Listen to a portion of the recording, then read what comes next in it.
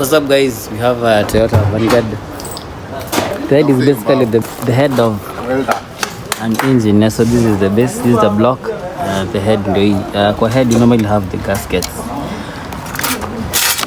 That is all called the gaskets.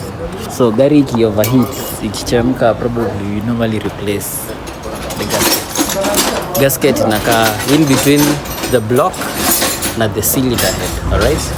So in this scenario, nimetoka pale juu kuna kelele kidogo. So in this scenario, the head was not aligning properly with the block. So the head had to go for some skimming. Skimming is basically done in engineering workshops. So that's what is going on with that engine. You can head over to King Rovers. We're located along Lemi Road, Kilimani.